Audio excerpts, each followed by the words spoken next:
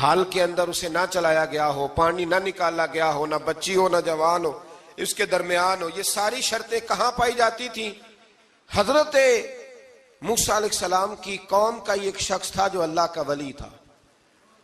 وہ جب انتقال کرنے لگا نا، اللہ اکبر، دیکھو رب ولیوں کی اولادوں پر بھی کتنا فضل فرماتا ہے. وہ جب انتقال کرنے لگا تو ایک اس کے پاس چھوٹی سی بچیا تھی، گائے کی بچی، اس نے جنگل میں چھوڑ دی. کہنے لگا یا اللہ میں تیرے نام پہ چھوڑتا ہوں، میرا بچہ جوان ہو جائے تو اسے دے دینا، اور تو سرمایہ ہی کوئی نہیں. بچہ بڑا ہوا تو بچہ بھی بڑا نیک تھا، اپنی ماں کا بڑا فرما بردار تھا. اس کی ماں نے کہا بیٹا تیرے باپ نے ایک گائے چھوڑی تھی. تو بچہ جنگل میں گیا اور جا کے کہنے لگا اے اللہ میری گائے مجھ سے ملا دے. تو رب کریم نے وہ گائے واپس کر دی. وہ گائے گھر لے آیا. اب وہ کہنے لگا اماں بیچ دوں، تو اماں کہنے لگی بیٹا میرے پوچھے بغیر نہ بیچنا. کئی دفعہ گاہک لگے پر اس نے کہا جب تک میری اماں نہ کہے گی میں بیچوں گا. ادھر بنی اسرائیل والے شرطیں جتنی گائے کے بارے میں پوچھ چکے تھے وہ ساری اسی گائے میں پائی جاتی تھی. تو یہ ڈھونڈتے ڈھونڈتے وہاں پہنچ گئے تو کہنے لگے گائے چاہیے. تو اس نے کہا بھی تمہاری مرضی سے نہیں، قیمت میری مرضی کی. ایک مفسر نے تو یہاں تک لکھا ہے کہ اس نے کہا گائے ذبح کر کے نا تو جتنا گائے کے اندر گوشت ہوگا نا اتنا ہی کھال کے اندر تم مجھے مال بھر کے دو گے، اتنے سکے بھر کے دو گے، اتنی اشرفیاں بھر کے دو گے تو پھر تمہیں گائے دوں گا.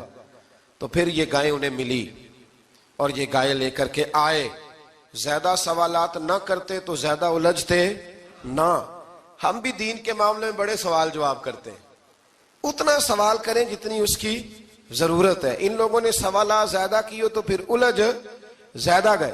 تو میرے بھائی اس کا ذکر بھی اللہ تبارک و تعالیٰ نے پہلے پارے کے اندر بیان فرمایا. پھر اللہ کریم نے فرمایا کہ کچھ ایسے لوگ بھی ہیں یہودیوں میں سے جن کا دعویٰ ہو گیا ہے کہ ہم اللہ کے بڑے پیارے ہیں. فرمایا یہ صرف ان کے منہ کی باتیں ہیں، یہ تو قیامت میں پتہ چلے گا نا کہ اللہ کا پیار کس کے ساتھ زیادہ ہے. اور پھر یہ بھی یہودیوں نے دعویٰ کیا ہے. اسی پارے میں اللہ فرماتے ہیں کہ ان کا دعویٰ ہے کہ ہم اللہ کے بڑے پیارے ہیں، جنت میں ہم ہی جائیں گے. تو اللہ فرماتا ہے پھر مرنے کی دعا تو کرو، جنت میں تو مر کے جانا ہے نا. لیکن رب فرماتے ہیں یہ کبھی مرنے کی دعا نہیں کریں گے، اس لیے کہ انہیں پتہ ہے کہ ہم نے آخرت کے لیے کیا بھیجا. لیکن جی پہلا حکم آ گیا یا ایھا الذین آمنوا کہہ کے، پہلی آیت قرآن پاک کی پہلے سپارے میں پہلی آیت جس میں اللہ نے کہا یا ایھا الذین آمنو. تو پہلا حکم آمنو کہہ کے آیت نمبر 104 میں جو اللہ نے حکم دیا ہے نا وہ نبی پاک کی تعظیم کا حکم ہے. پہلا حکم ہی اللہ نے حضور کی عزت اور ناموس کا ارشاد فرمایا. پہلا اس ترتیب کے لحاظ سے وہ ہوا یہ کہ جب نبی پاک کو بات ارشاد کرتے تو صحابہ کرام اٹھ کے عرض کرتے رائینا یا رسول اللہ، حضور سمجھ نہیں آئی ذرا رعایت کر دیں. تو یہودیوں کی عبرانی زبان کے اندر نہ ذرا کھینچ کے پڑھتے تھے رائینا، تو اس کا معنی بنتا تھا معاذ اللہ اے ہمارے چرواہے. بکریاں چرانے والے کو بھی وہ رائینا کہتے تھے. تو جب صحابہ یہ کہنے لگے تو اللہ نے منع ہی کر دیا. فرمایا میرے محبوب کے غلاموں اس لفظ کے پیچھے چھپ کے لوگ میرے نبی کی بے ادبی کر جاتے ہیں.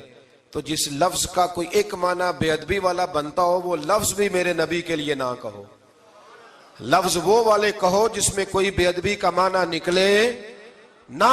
یہاں لوگوں نے بڑے بڑے لفظ نہیں بول دیے پھر کہتے میرا مطلب یہ تھا، میرا مطلب وہ تھا. تو تو نے وہ لفظ بولا کیوں جس کا کوئی غلط مطلب بھی نکل سکتا تھا. اللہ نے فرمایا یا ایھا الذین آمنوا لا تقولوا رائینا، اے ایمان والو رائینا کہو ہی نہ. تو یا اللہ کیا کہیں؟ فرمایا وقولوا انظرنا، تم کہو یا رسول اللہ ایک نظر فرمائیے.